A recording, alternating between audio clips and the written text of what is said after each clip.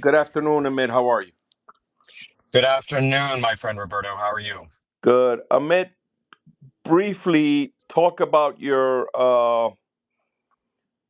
consulting operation and your company.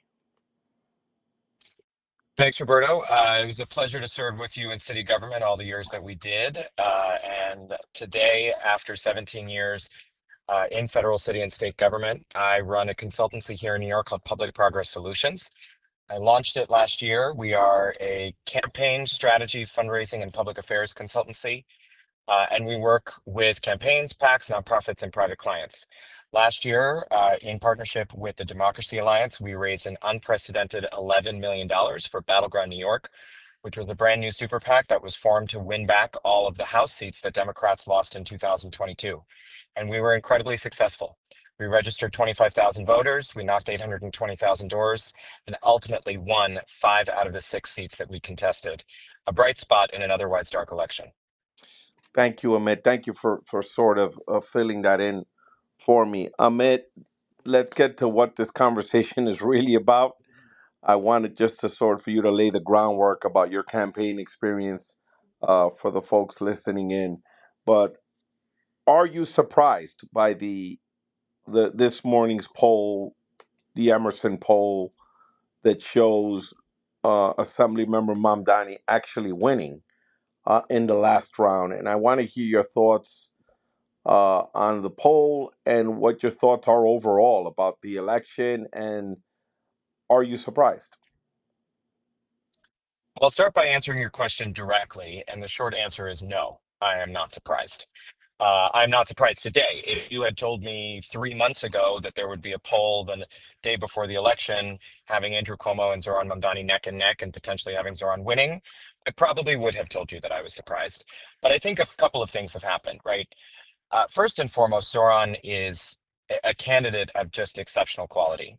Candidates like Zoran do not come around very frequently. And certainly the Democratic Party and the establishment, and sometimes I include myself as part of the establishment, has done precious little to nurture candidates like him. And so when someone like him comes around, it's a generational opportunity to create excitement, to get people engaged, to get people involved. Obviously, his communication skills are second to none. The substance of what he's saying is really resonating with voters who are living in the world's third most expensive city and by far the most expensive city in the United States, and a city that has felt the effects of inflation more acutely than any other place in our nation. We have a situation where we have a 1.4% vacancy rate at the lowest level of rental apartment availability. Uh, there is no community board district in the city right now where the average median income allows you to afford an apartment with the median rent without you being rent burdened, meaning that you're paying 30% of or less of your income, right? So what we are feeling is an acute affordability crisis. And he has had a message that has spoken directly to that, right? On the issues of housing through freezing rent for rent stabilized tenants, on the issue of food, which has gone up tremendously in cost over the last several years, and obviously childcare, which is just an enormous expense for working families. And so that's the substance of that message has resonated, and he is unique in being able to reach people. The other dynamic that we're seeing here is that Andrew Cuomo has run a campaign that may have worked in 1985 or 1990 or 1995, but certainly does not work in 2025. It's a campaign that is very obviously devoid of any real understanding of who lives in New York City, the demographics of this city, the challenges that average everyday New Yorkers face in terms of being able to afford their lives.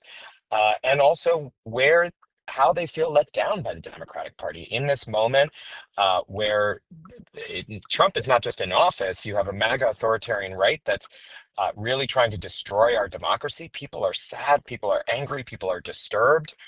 And people really want to see fighters in Democrats. And what we have seen across the board is that our Democratic leadership are not fighters, and they do not understand and they do not connect with the lived experience of people on the ground. And so, given what we have seen in terms of the types of campaigns that they both have run, I'm not terribly surprised. Amit, what would you say? I mean, you highlighted a number of things that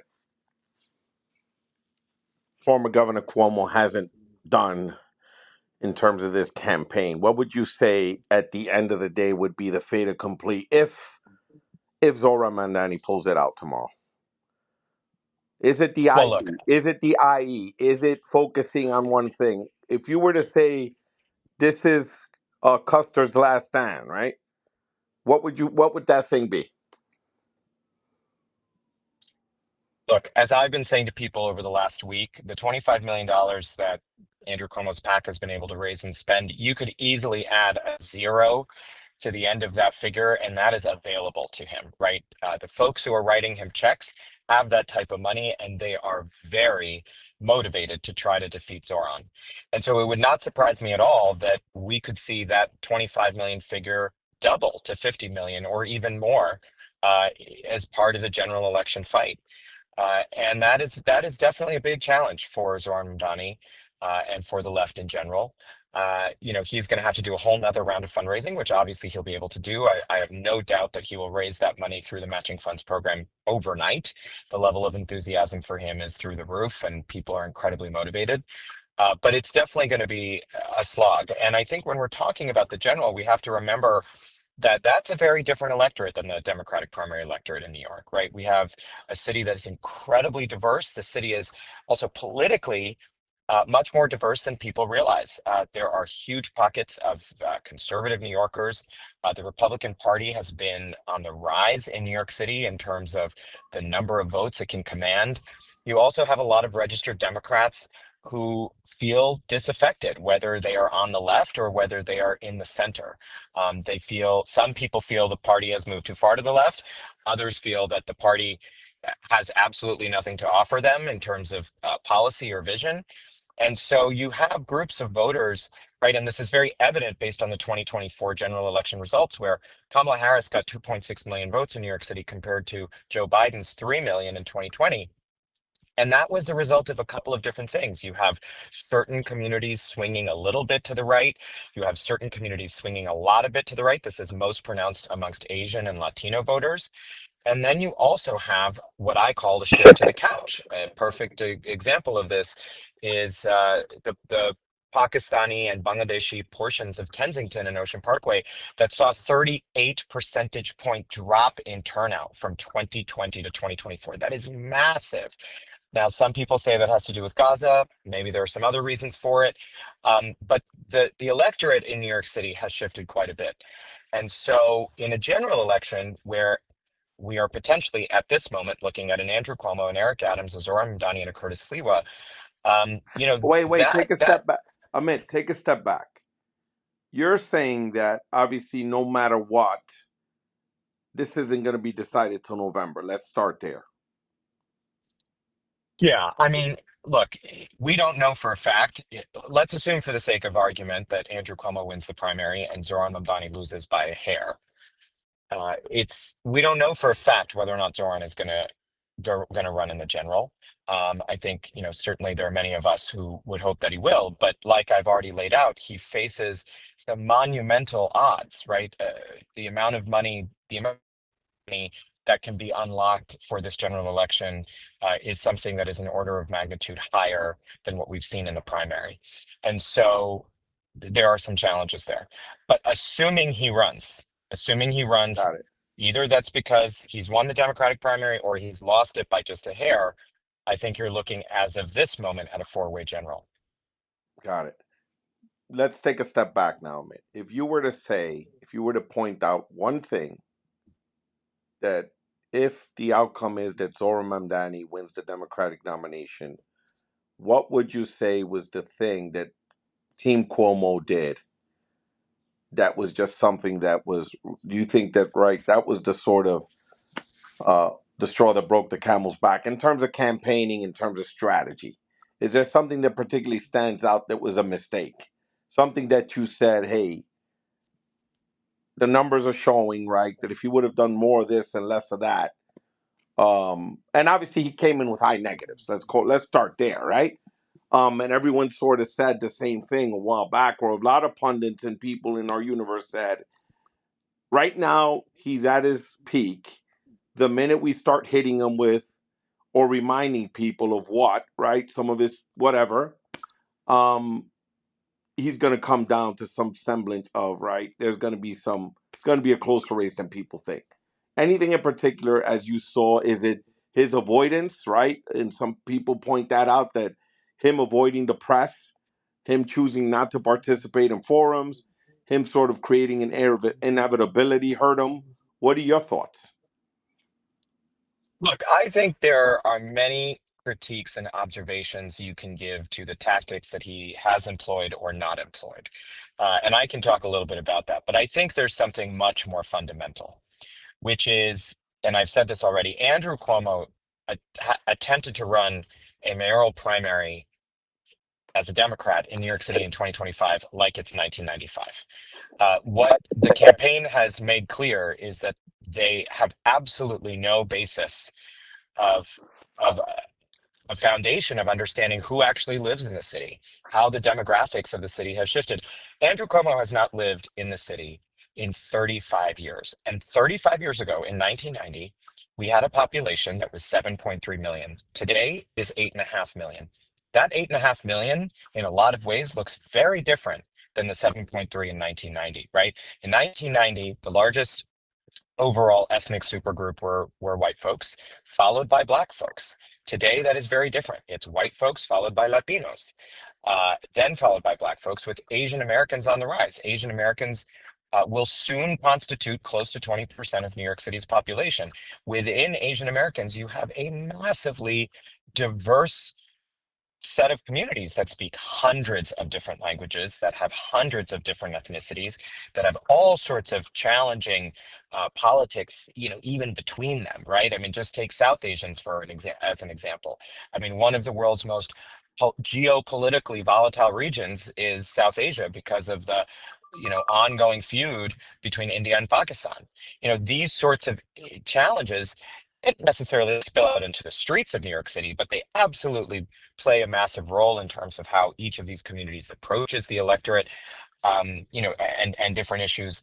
And so, Andrew Cuomo has just made it very clear that he has no clue who lives in New York City and what those people's lives are like. And I think, and we've seen, and that is a little bit, one could say that that is a flaw in the overall strategy and conceptualization of his campaign, but it's actually much bigger than that. It is something that Democrats nationwide, and especially here in New York, have completely, frankly, shat the bed at for a long time now, right? I mean, we've seen cycle after cycle where the state Democratic Party or mainline Democratic candidates do not communicate with voters in any languages other than English and maybe Spanish if we are lucky. We see constantly that there's no real cultivation or development of deep relationships beyond, maybe some photo ops with business leaders in some communities, right? Yeah, And yeah. the truth is that voters don't have to be policy experts to understand whether or not they are being taken for granted, right? It's something that you can feel very viscerally.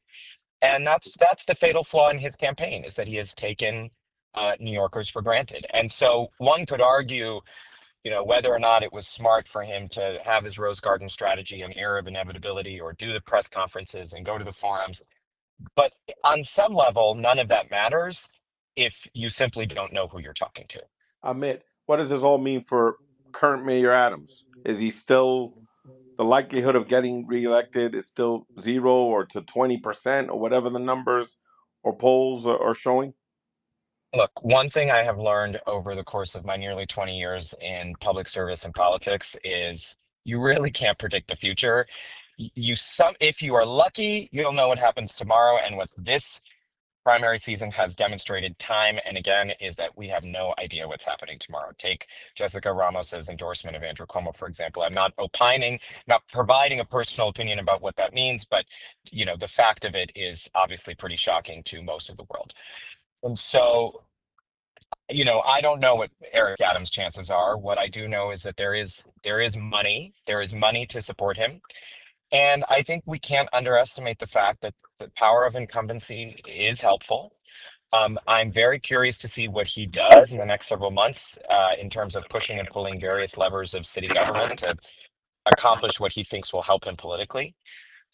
Something that I thought was very shameful today, but obviously is a decision that has taken place in the context of this campaign, is that even after a 14, 15 year litigation over the Elizabeth Street Garden in Lower Manhattan, the Eric Adams administration has basically pulled a rabbit out of the hat, completely reversed course, and is going to save that garden and instead attempt to build 600 units of affordable housing on other parcels of land, something that's not going to come to fruition for another 10 years, right? So, not at all addressing the very acute and very immediate affordable housing crisis that's right in front of us. Many would say that that is something that Eric Adams is doing for his relationship with certain real estate interests. I would happen to agree that that is a distinct possibility. So we see what he's doing in terms of, who he's playing to, who he's trying to message to. And I think, let's not forget, he is a black man in a city that may have lost 250,000 black residents, but it's still a very black city, and that counts for something. So he's going to have a built-in base of support going into the general. The question will be, how large is it? How much does he split that vote with Andrew Cuomo, and even to some extent with Curtis Sliwa? And ultimately, what that means for Zoran Mondani if it in fact is a four-way race.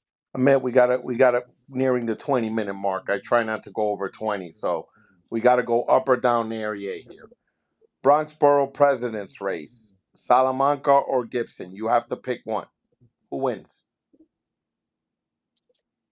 I think Gibson. Manhattan Borough president's race, Senator Brad Hoylman, Councilmember Keith Powers. I think Brad wins this race, as much as I love my guy Keith. Brooklyn Borough president's race. Is it in the bag for Borough President Reynosa? I think Borough President Reynoso is popular in his borough, and I think he will win with all respect to Kari. Does Shahana Hanif win her council race against Maya Cornbert? Based on what we are seeing with the early vote and the enthusiasm for Zoran, I think yes. Alexa Vilas, does she win hands down or is it close?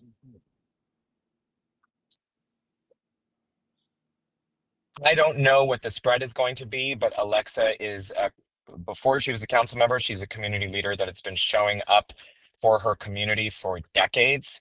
And I think she has the support to win. Fernando Cabrera, Pierina Sanchez.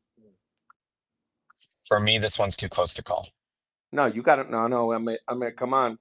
You got to you got to bet. You got to make it. It's fine to be wrong. I just want. I believe Karina has been a stupendous council member. I think she's shown great leadership. I think she edges it out, but I think it is close. Okay, so you pick Pierina Sanchez. Any other races that I may not be paying attention to that you think are close in terms of the incumbents?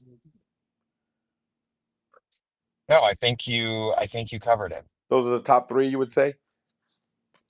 Yes, definitely Alexa, Shahana, and Purina are the ones to watch for sure. And the public advocates race. Is the Jamani Ishuin public? You gotta respect Jennifer No, Rajkumar's I do. hustle. I'm just saying. Is It's it? it's it's something else, but I think Giovanni wins. Amit, thank you again for doing this. And this is we will know so much tomorrow, or maybe we may not know much. Right? We shall see. But anything you want to add that I didn't ask you before we wrap, Very, very briefly, I'm just going to say this. please. It is very hard, and dozens and dozens of candidates running in a Democratic primary over many years have tried to do the work of expanding the electorate, meaning going beyond uh, the traditional universe of people that show up consistently in a Democratic primary. It is very hard to do for many different reasons. The matching funds program actually makes it very difficult, while making fundraising easier. Zoran Mamdani has done it already, irrespective of what the outcome of tomorrow is. He has done it already, where he has brought in legions of new voters into the democratic process. That is good for democracy. It is good for the city, and it is ultimately good for the party. The question will be, Can the party understand that and work with it into the future? Amit, thank you, man. You kept it to the 20-minute mark, so you are more than welcome to come back. Thank you so much. All right, thanks so much, Amit. All the best. All right, and hopefully this To won't be you as the last well. time, buddy. Bye Thank you. Thank you so much. bye.